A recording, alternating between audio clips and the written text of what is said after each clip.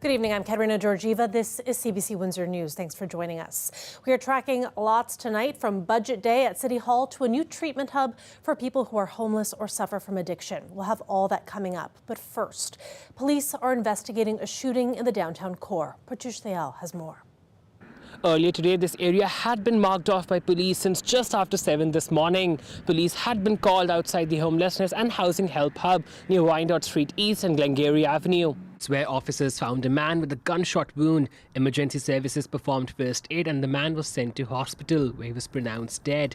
Windsor Regional Hospital says both its Metropolitan and Colette campuses went into partial lockdown after the patient was sent into the emergency department. A spokesperson told CBC News that is the standard protocol. Whenever there is an active police investigation that involves a patient, it allows the hospital to check identification of those who are visiting. Earlier this afternoon, police had yellow caution tape closing off the area and markers where there were bullet casings on the ground. They're asking anyone with information to come forward and that local businesses and residences check the surveillance video. Police did not say whether they have arrested a suspect. Pratyush Dayal, CBC News, Windsor. It's Budget Day at City Hall. The mayor and council have been parsing through the hefty document line by line. Deliberations are still underway, but here's some of what has been passed.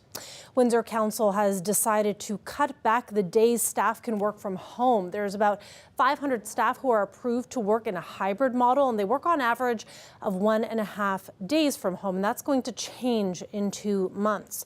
Council approved a new rule that limits people to 1 day of work from home each week. Windsor's mayor says this will help bring more people downtown who will spend money.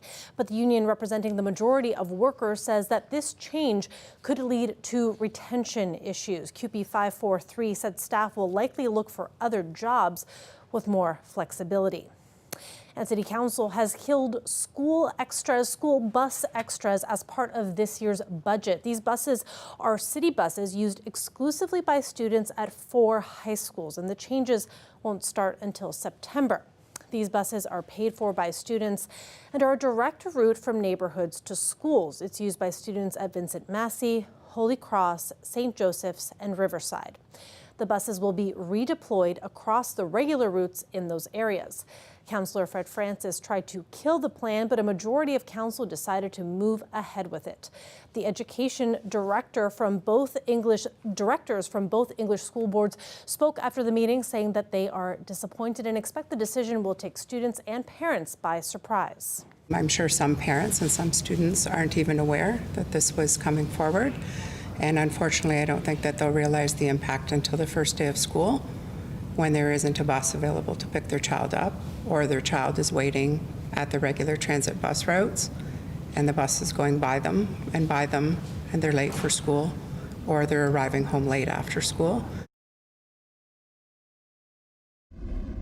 To keep the Transit Windsor tunnel bus running to Detroit. The bus was the center of this year's budget debate after Mayor Drew Dilkins proposed cutting the service to help keep property tax increases below the rate of inflation. The international service falls under federal legislation that requires staff to be able to take up to 10 paid sick days, which costs the city nearly $1.6 million each year. All 300 employees at Transit Windsor fall under the legislation, even though there's about 15 to 20 people who do work related to the bus each day, according to city staff. Council decided to double the fare from $10 to $20 and continue to cover the remaining costs through property taxes. And speaking of council, a new bill is being proposed to the Development and Heritage Standing Committee. What's it for? Well, blink and you just might miss it. If you look closely there, you'll see in the design plan that it is for a second Costco location. The plan is to build on vacant land right here. That's north of Tecumseh Road East between Jefferson and Lozon, north of the Home Depot there. It still has some hoops to jump through before it becomes reality. The report will go to the committee next week. We've got Colette Kennedy with us now. Colette, super windy out there today. Yeah, incredible, these winds, and really they've been ramping up as the day has worn on. A lot of active weather across the province associated with this cold front that is approaching. So out ahead of it, these strong southwesterly winds, and looking at some of the current wind gusts, yes, certainly nearly 70 kilometers an hour for Windsor and Chatham-Kent, and we've been seeing some of those winds actually gusting stronger than that, so up to 80 or even 90, pushing towards 100 kilometers an hour possible as this is moving through. Behind that front, colder air, but also those winds shift to the northwest. So we are in a special weather statement associated with the strong winds, power outages being one of the issues. -7 overnight tonight, feeling like -16. And we do have some bursts of flurries, lake effect at times too with these winds, and then a high of just -1 tomorrow, southwesterly winds before those turn around to the northwest. Okay, sounds good. Just to throw that in there, some flurries on top of the wind. Thank you, yeah, Colette. we've got it all. Thanks so much. Up next, Windsor is getting more supports for people who are homeless and struggling with mental health and addictions issues. Ontario's health minister made the announcement earlier today, and for more on this, we're going to bring in CBC's Jennifer Lagrassa. Jen, what exactly does this mean for Windsor? So it means that our city is going to be getting more resources to help people struggling with homelessness, mental health, or addictions issues. Now, we don't have all of the details just yet, but the province is calling them heart hubs. So this stands for Homelessness and Addiction Recovery Treatment. And it's a little unclear right now whether it will be in its own facility or housed in the healthcare spaces that we have right now. One of the leading organizations on this project says that it's good news for the region. It's adding more capacity to the system. This is a very real investment. This is not just augmenting existing services. It's really investing in more beds, more treatment, more recovery. So a little bit of background on how these hubs came about. Last year, the province decided to stop drug consumption and treatment sites. Now, Windsor temporarily had one of those sites called Safe Point, and it was waiting to get provincial funding when the government decided to review all of these sites. That's because in 2023, a woman was shot and killed outside of one in Toronto. Following that review, the province decided that it wouldn't approve any more, and ones within a certain distance of daycares or schools had to close down. As a result of all of this, Windsor's Safe Point application was thrown out. The province said that it wanted to lean into a strategy that focused on treatment, so it created the heart hubs. Windsor is one of 27 municipalities approved in the province, and it's going to be getting $18 million over 3 years. So what we know so far is that this service is for people 16 years and older. It's going to bring more treatment beds, and it'll also include beds for people to stay in after they've detoxed and are waiting to get into recovery. We don't know exactly how many beds will be added or where they're going to be located. Jen, when are these services expected to begin? So the province had previously said that it wanted this up and running by April 1st. Based on what Mara has told us, it sounds like planning is going to be done by then. And so he said by the beginning of April, things will slowly start to ramp up. Thanks for this, Jen. That's CBC's Jennifer Lagrassa live in studio with us tonight. Turning now to a Windsor family that is speaking out years after their loved one was killed on the job at a Tecumseh tool and die manufacturer. The CBC's Delson Chen has more. It's been almost 3 years since LaSalle's Daryl Mills was killed in a workplace accident. Now those who loved him have a message for the community. I feel the public needs to be aware that, number one, you are just a number at any job. You are a number you can be replaced tomorrow, so always put your safety first. Michelle Tremblay Mills is the widow of Daryl Mills. Danielle Mills is one of his 3 children. Daryl died while on the job in March 2022. The family has been reliving his death after the Ministry of Labor recently announced the penalty for his employer. Saturn Tool and Die has been fined $180,000. It was pretty disgusting how they handled it. They've never given me a phone call of condolences. They've never sent me a card. Nobody ever that he worked with has stopped by and said, "Do you need any help with anything?" They just cut off all ties. The ministry investigation says Daryl was crushed inside a 2,750-ton stamping press. He'd entered the press for maintenance, but the machine was not locked out. An unaware operator activated the press. The ministry found that it was common practice on the production floor at the time to not implement full safety measures for short maintenance. Saturn Tool and Die did not respond to CBC Windsor's request for comment. Laurel Walton, president of Ontario's Federation of Labour, says the ministry found an unwritten practice that the union sees all too often. We see capitalism, the need to be more productive, the need to make more profit being far more important than the lives of the workers whose labor is providing that profit. People are encouraged to, just kind of skip that step. It's no big deal. Nothing's ever happened. And it really highlights, every single worker should come back from work whole. The Mills family does not receive any amount of the fine, but Danielle and Michelle say their real desire is for their memories of Daryl to be respected. We just had so many inside jokes and he always made me laugh. And he was so talented. It's just hard when you go from a normal day to just your whole world changes in one instant. I don't want him to just be an employee who was killed in a workplace accident. I want people to know he had a name, he had a life, and he had dreams. And they were taken away that day. And so were ours. Dawson Chen, CBC News, Windsor. The Ontario government is saying today it is spending an extra $1.4 billion to connect more people to primary health care. The announcement comes 2 days before the Premier is set to call a snap election, and opposition leaders are questioning the timing. Queen's Park reporter Lorena ROP has the story.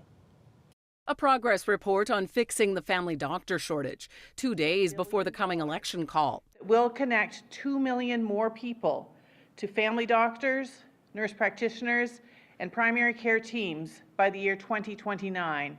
The government says in the first year, another 300,000 people will be connected to primary care, 500,000 the year after that, 600,000 more people the following 2 years, adding up to 2 million.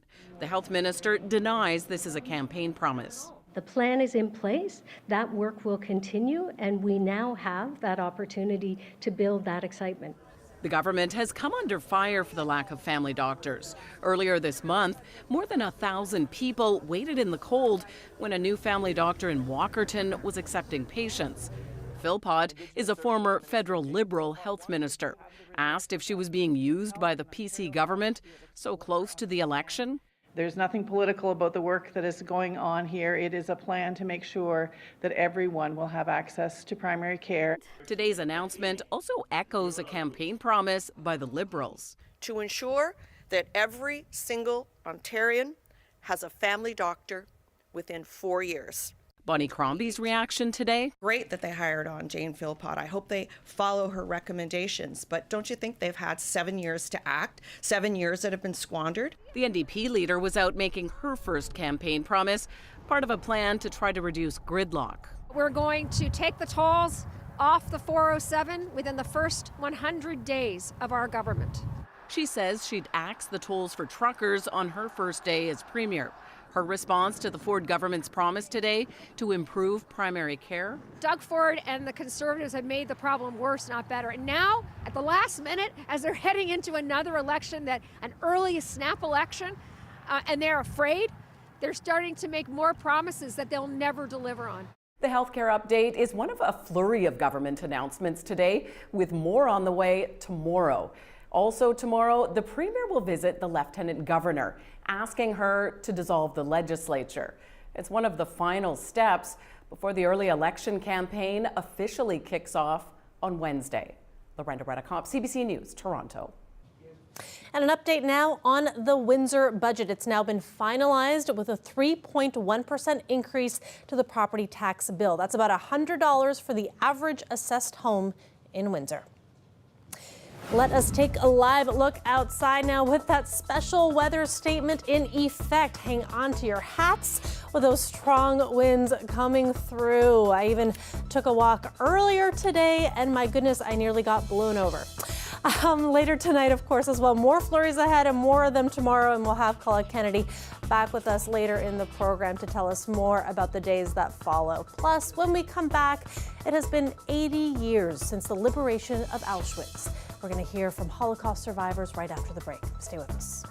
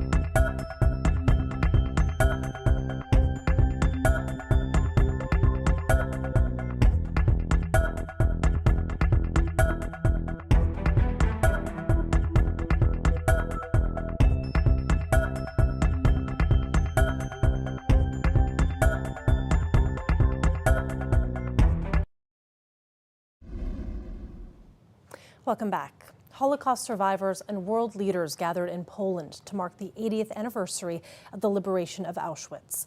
The Nazis murdered more than 1 million people, mostly Jews, at the concentration camp during the Second World War. Historian, journalist, and survivor Marian Tursky spoke at the ceremony at the site of the former death camp. Go towards this huge majority, those millions of victims who will never tell us what they experienced.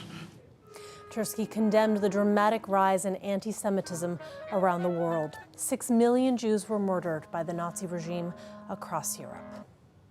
In other news, tens of thousands of Palestinians are making their way home to northern Gaza, back to what's left of their communities after 15 months of war. Israel opened the key route to the north after a hostage dispute with Hamas was resolved, and as Chris Brown reports, the ceasefire deal remains in place. In one of the most significant developments of this tenuous ceasefire, Israel removed barricades and hundreds of thousands of uprooted Palestinians streamed into Gaza's north. Sarah Reddy said it was an indescribable feeling of happiness mixed with sadness as she brought along a cat she couldn't leave behind, hoping for a new beginning. Along the way, there were emotional reunions of those who stayed behind, reconnecting with others who fled after more than a year. Those fortunate to have transportation were searched by private security guards for weapons at checkpoints before being allowed through. I'm excited, said Faraz Maqdad, even though I've lost people and my home in the war. Northern Gaza communities such as Jabalia and Gaza City suffered some of the worst destruction. 3/4 of the buildings are rubble, so many people will simply go from sleeping in a tent in the south to another in the north. But coming a day after Donald Trump publicly mused about cleaning out Gaza of Palestinians and moving them to neighboring countries, some said it demonstrated resilience. Ahmed Shakara said, it's our land, it's where we were born, it's where we were raised. Hamas remains in control, though, and there was video of its fighters welcoming people back. Some business people, This Israeli military historian says unless the militant group is replaced, Gaza has no future. I don't see anybody investing in reconstruction now as long as Hamas will be in power. Israel has to take care to keep that it will actually be the case. The path north was unblocked after a deal was struck with Hamas over hostage Arbel Yahoud, whose captors released a proof-of-life video. She will now be freed Thursday, along with 2 others and 3 more hostages Saturday. Many fear the ceasefire won't last long enough to return all the captives, as some families in this first round received upsetting news. 25 of our hostages are alive, and 8 have been killed by Hamas. Who is dead and who is alive has not been made public, creating agonizing moments of hope and dread in the coming days. Chris Brown, CBC News, Jerusalem. A city in the Democratic Republic of Congo is the scene of intense fighting between government troops and rebels. The rebels made rapid advances against the army on Sunday and are now reportedly patrolling the main streets of Goma in the eastern part of the country.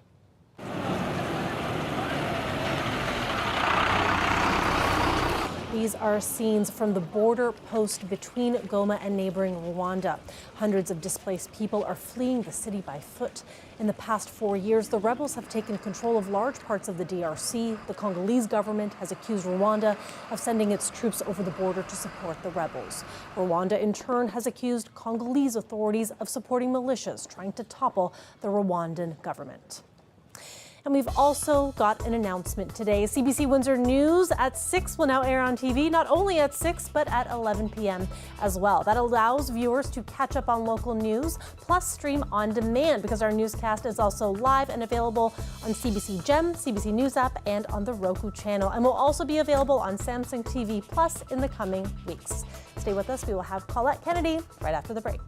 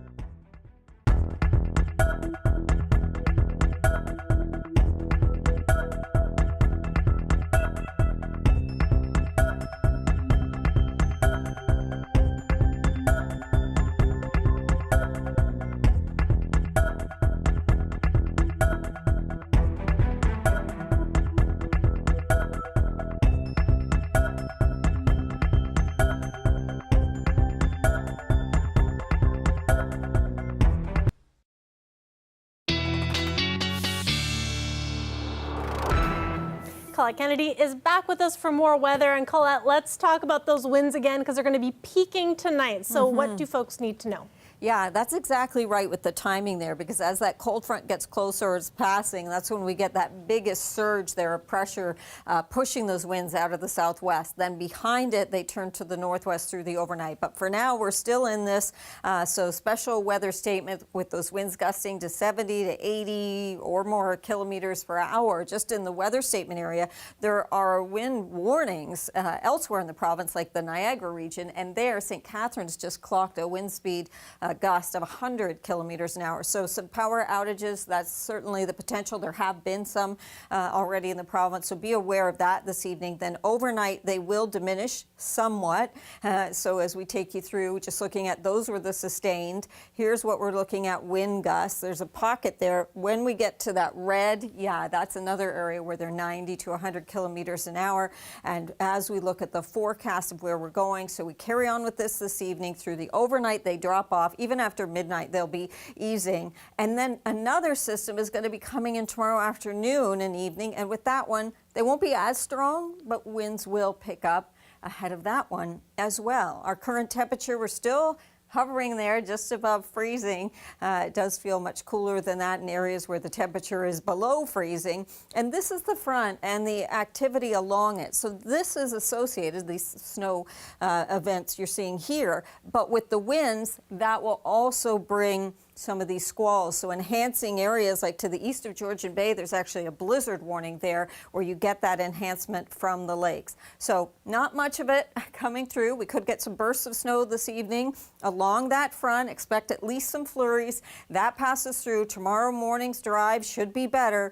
Maybe even a few sunny breaks. And then it's tomorrow afternoon into evening. The next system coming through. But this one mostly looks like it tracks to the north. So even between the two, I'm only saying maybe 1, 2, Chatham, Kent, okay, maybe 3 centimeters of snowfall in southwestern Ontario. Totally different scenario elsewhere in the province. Overnight temperatures are low, dipping to -7. Yep, it's colder air behind this front. It is an Arctic front. -1 by tomorrow afternoon. Then the temperature actually coming up with that next system because the winds will turn again. And we get into some of that light snow. And then Wednesday, a mix of sun and cloud with just some flurries. And a few days there, Katerina, with some milder temperatures for us. Okay, sounds good. Thanks so much for that, Colette. You're welcome. And thanks to you all for watching. We'll see you back here tomorrow night.